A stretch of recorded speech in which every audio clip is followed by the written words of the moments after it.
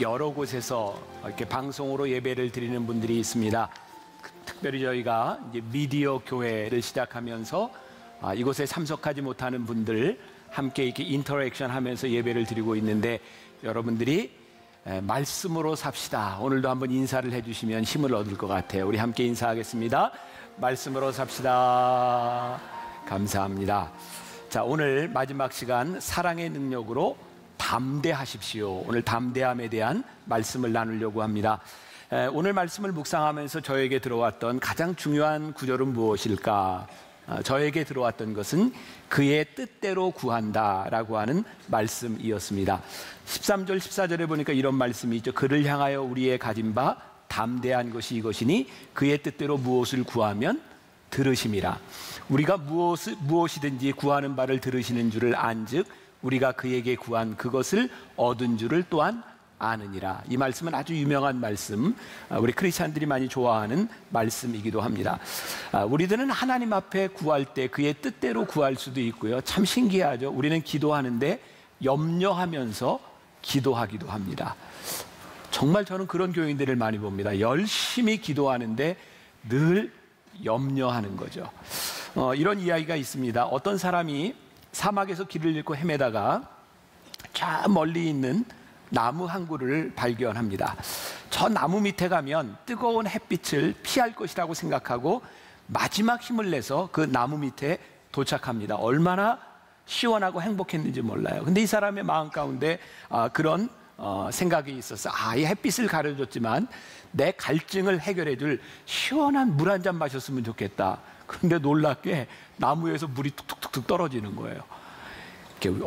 어떻게 이럴 수 있냐, 이런 건 물으시면 안 돼요. 그냥 이렇게 막 물이 떨어져서 이 사람이 너무너무 시원하고 좋은 거예요. 그래서 또 생각하기를, 물만 먹을 게 아니라 수영장도 있으면 좋겠다. 수영장이 생기는 거예요. 그 나무가 무슨 나무냐면 말하는 대로 소원을 다 들어주는 나무였어요. 너무너무 좋은 거예요. 소원을 막 이야기하는 거예요. 그러다 갑자기 이런 생각이 들었어요. 그런데 갑자기 이 황량한 곳에 호랑이가 나타나서 나를 잡아먹으면 어떡하지?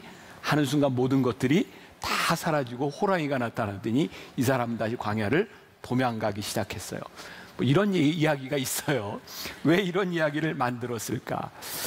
우리들이 생각하는 것이 그대로 이루어진다고 우리들이 생각한다면 하나님의 뜻대로 우리들이 구하는 것은 참 축복인데, 어느 날 우리들에게 다가오는 것이 염려라는 거예요. 아마 오늘 여기에 있는 사람들도 아마 염려들을 많이 가지고 이 자리에 나와 있을지 몰라요.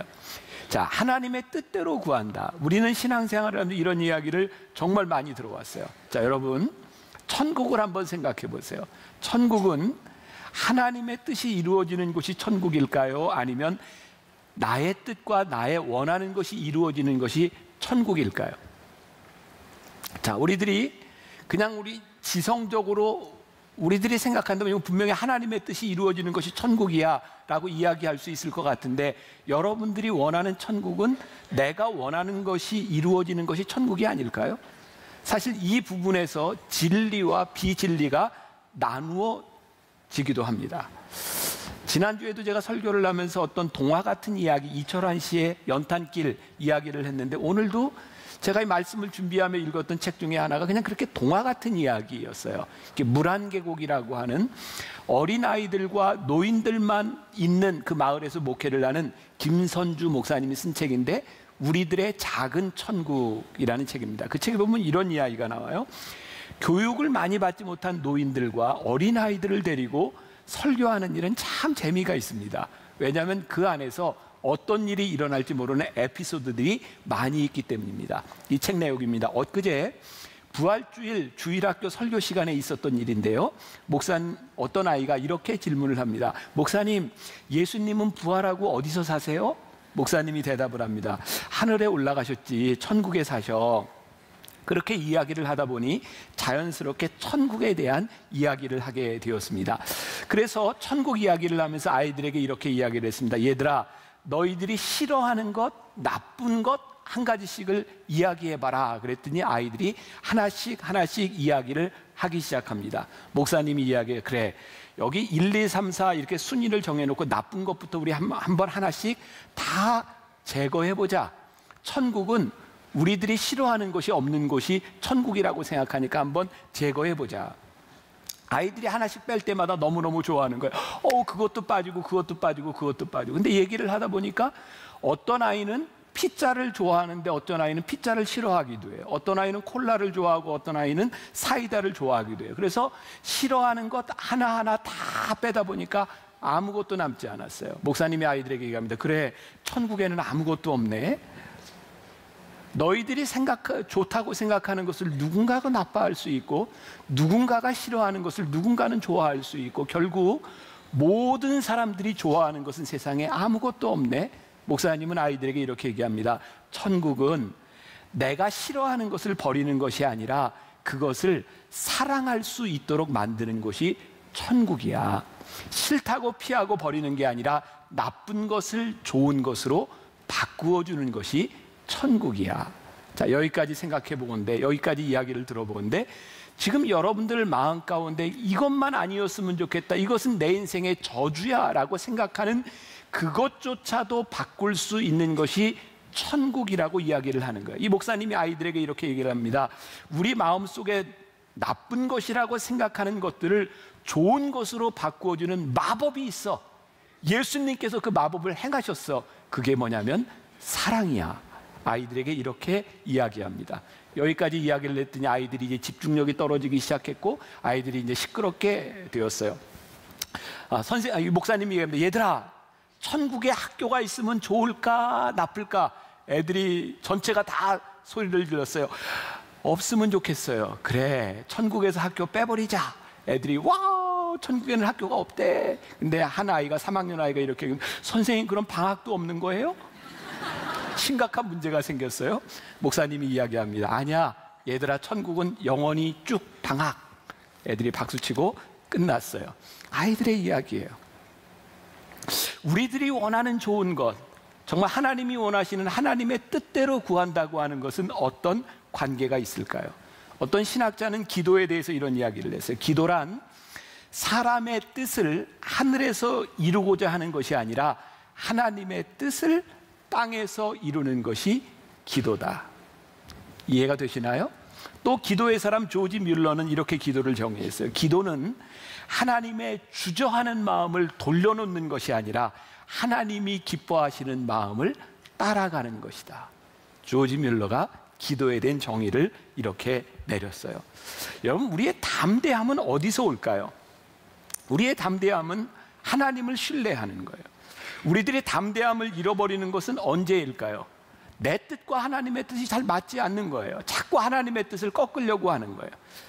우리를 향한 하나님의 놀라운 뜻을 우리들이 믿고 그 뜻대로 이루어가는 것, 그것이 우리들의 인생의 최선임을 믿는 우리들에게는 하나님의 뜻을 바라보며 담대함이 생기는데, 그 믿음이 없이는 우리들에게 담대함이 없어요. 오늘 사도 요한은 사람들에게 이렇게 이야기합니다. 그를 향하여 우리의 가진 바 담대함이 이것이니 그의 뜻대로 무엇을 구하면 들으시리라. 여러분, 하나님께 우리들이 구하는 것이 다 이루어진다고 하면 그것보다 더 큰 담대함이 어디 있겠어요? 그런데 어떤 기도예요? 그의 뜻대로 구하는 기도를 다 들으시는 줄을 우리들이 믿으니 그것이 우리의 담대함이라고 말씀하고 있어요. 저는 믿음을 이렇게 표현하고 싶어요. 믿음의 여정. 우리는 순례자라고 하는 말도 쓰죠.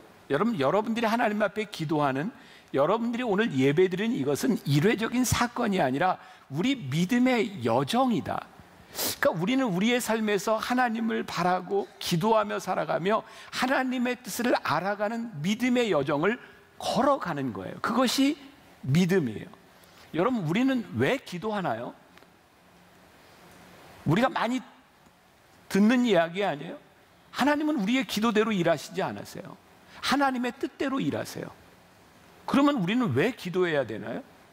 여러분들이 아무리 기도한다고 해도 하나님의 뜻에 맞지 않는 것을 하나님이 들어주시지 않는데 우리는 왜 기도해야 될까요? 이거 아주 중요한 문제고, 저는 오늘 여러분들에게 아주 중요한 말씀을 드리고 싶은데, 기도는 우리의 뜻이 이루어지는 것이 아니라 하나님의 뜻이 이루어지는 것임에도 불구하고 우리들이 끊임없이 기도해야 되는 이유는 기도할 때 우리는 비로소 하나님의 사역에 동참하기 때문이에요. 예를 들어 볼까요? 구약 성경에는 끊임없이 메시아에 대한 기도와 주님께서 이 땅에 오실 것에 대한 기대가 있어요. 근데 놀랍죠?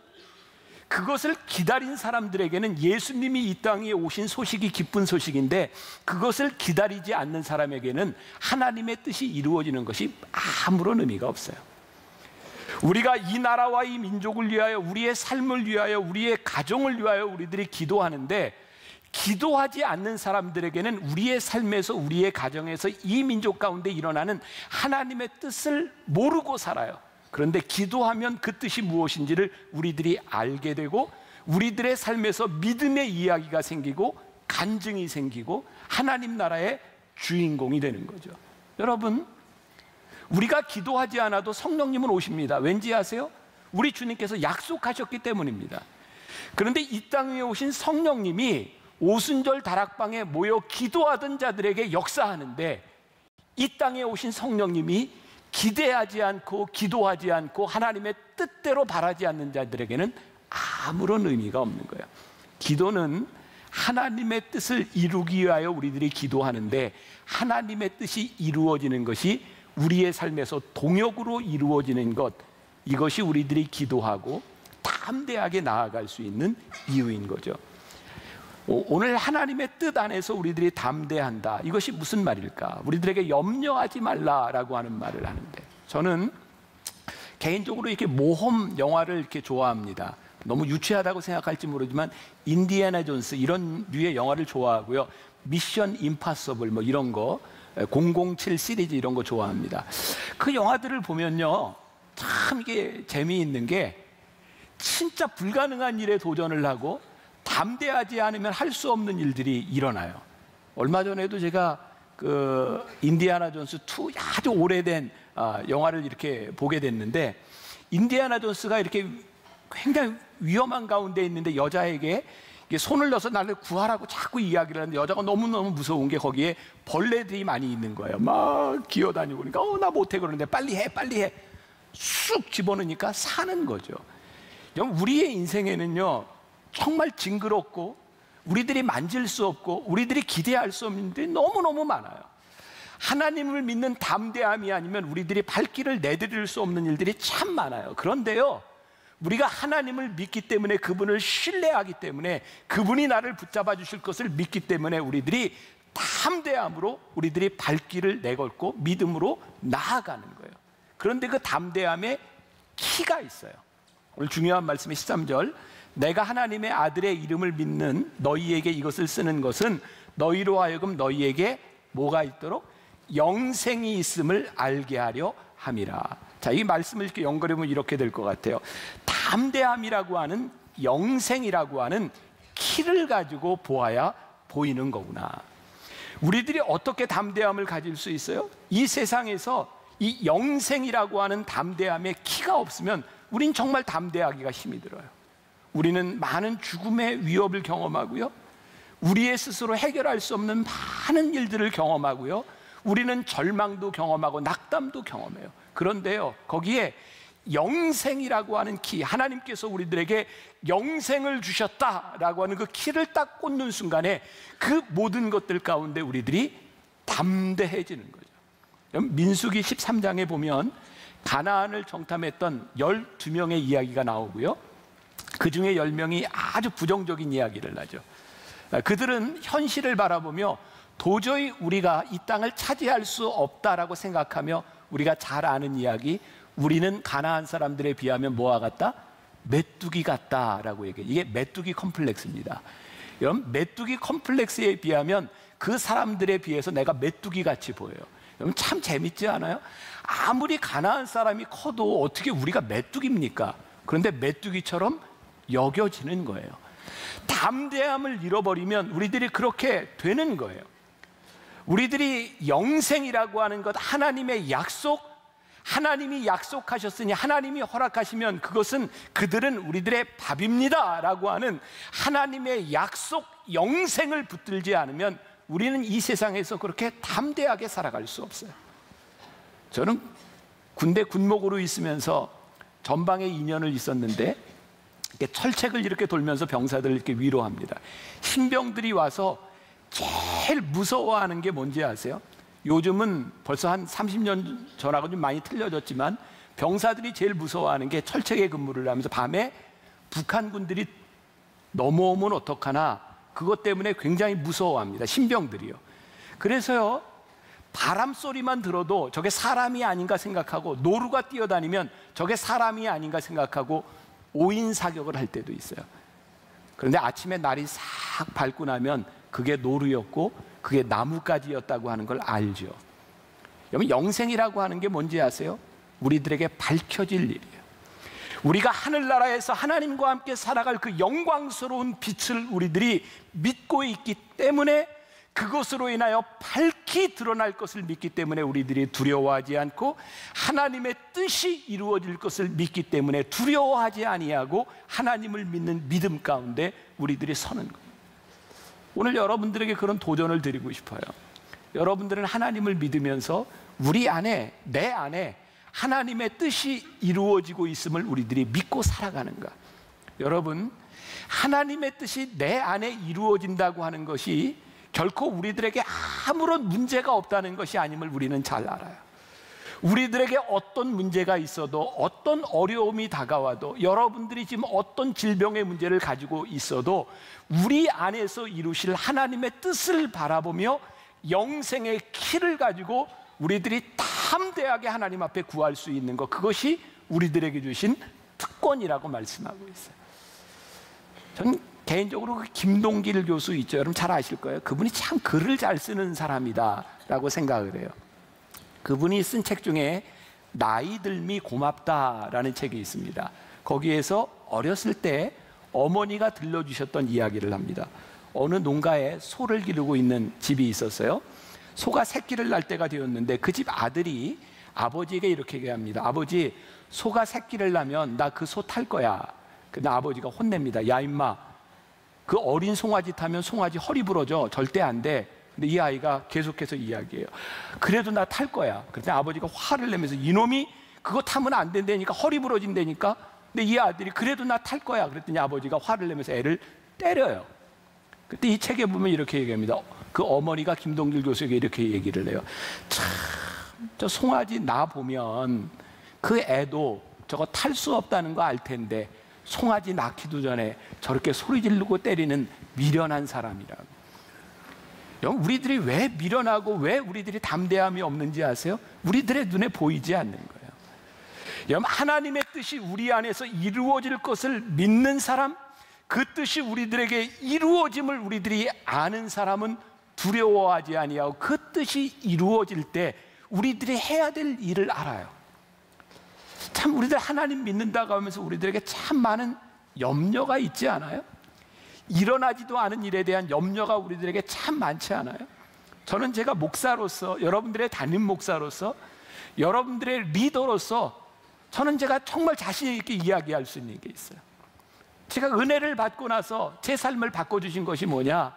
제 속에 염려가 사라진 거였어요. 여러분 오해하지 마세요. 제 삶에 염려거리가 없다 이런 이야기가 아니에요. 무슨 일을 하든지 하나님이 하실 일에 대한 기대는요, 내 맘대로 된다 이게 아니에요.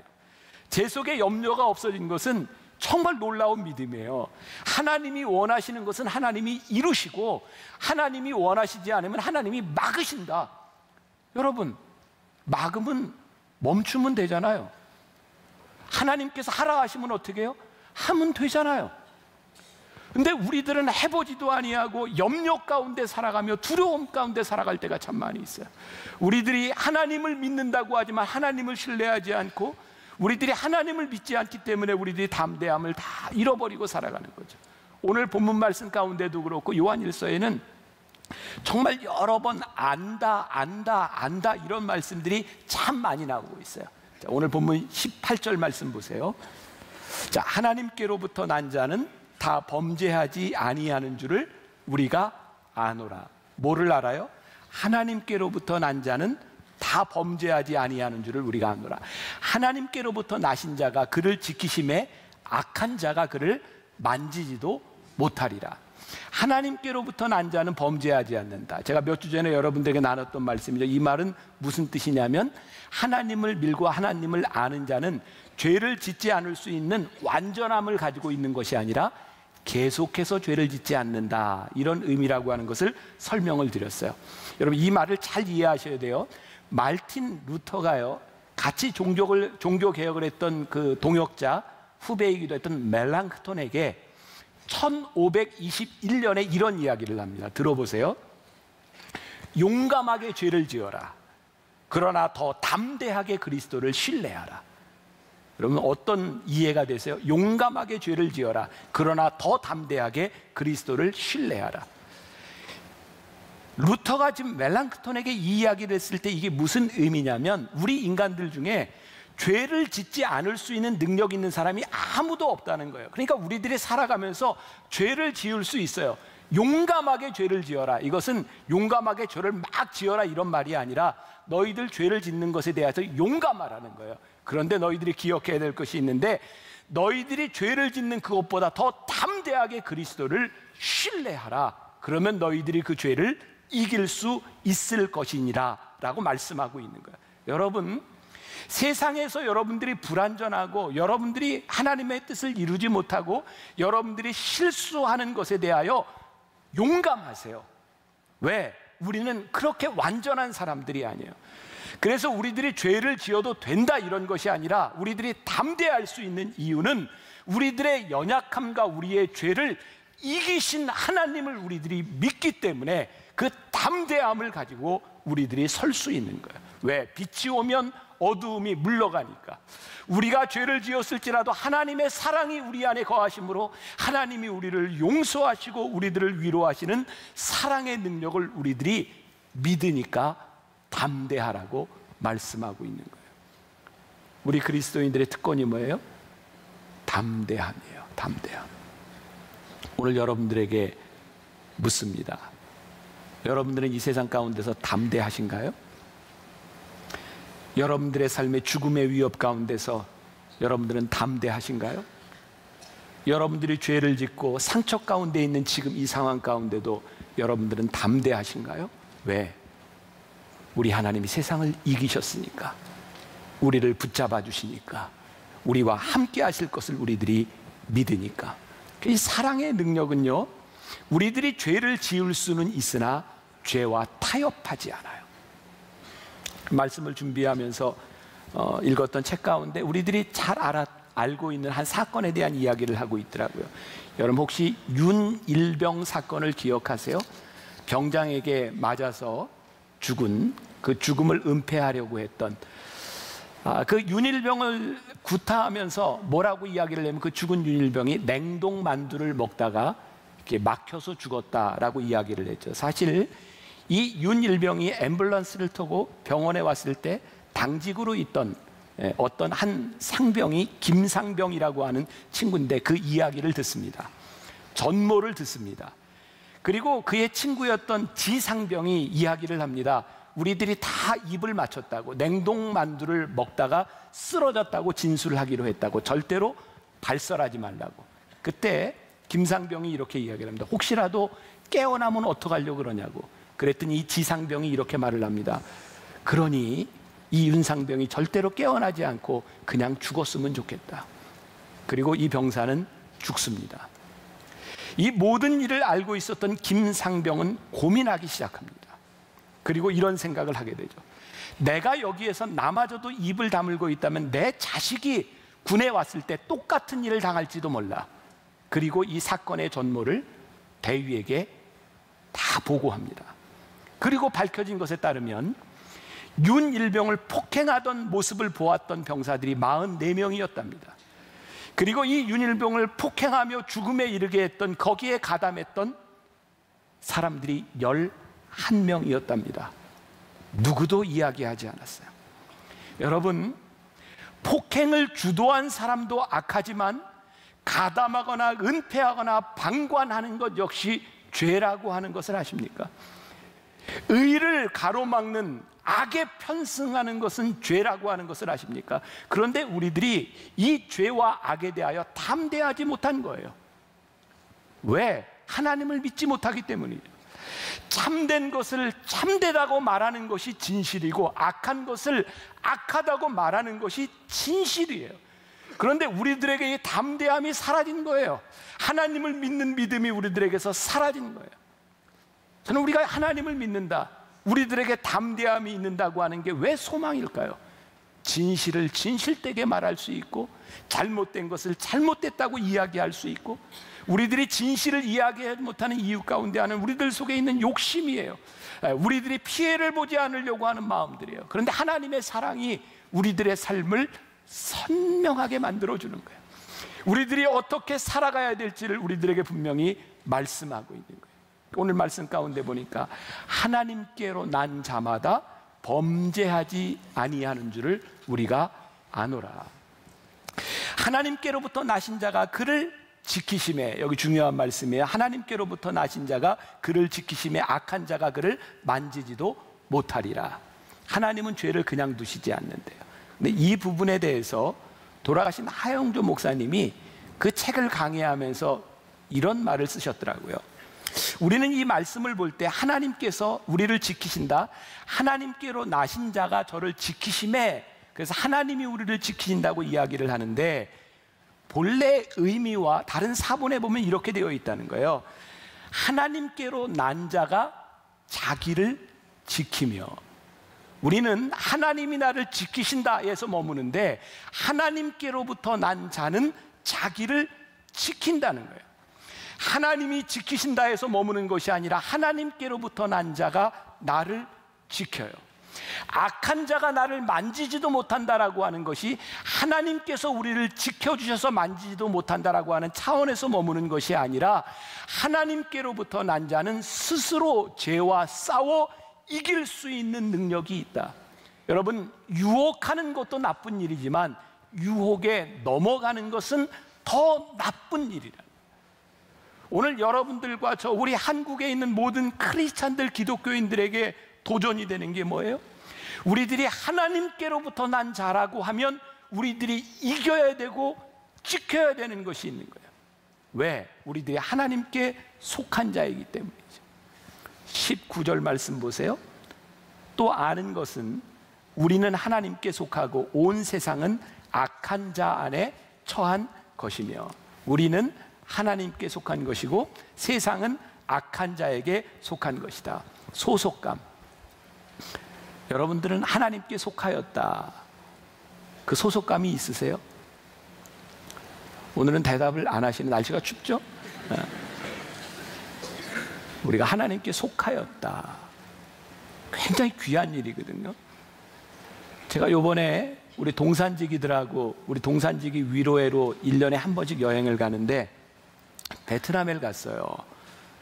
베트남 다낭이라고 하는 곳에서 이렇게 다 마치고 이렇게 오는 동안 그 가이드를 한 분한테 이제 신앙생활을 좀 잘 하라고, 그래서 우리 만나교회는 미디어 교회가 있으니 미디어 교회 교인이 되라고. 근데 그분이 베트남 다낭에 있는 모든 그 가이드들을 모아서 그 예배에 참여하겠노라고 이러면서 이분이 이제 숭실대학도 나왔고 합창단도 했고 뭐 이런 이야기를 하다가 자기가 왕십리에 있는 장로교회를 다녔다는 거예요. 그래서 나 왕십리 감리교회 다녔는데, 그러다 자기가 왕십리 토백교회 어느 고등학교? 배명고등학교. 나 성동고등학교인데 어느 중학교? 한영중.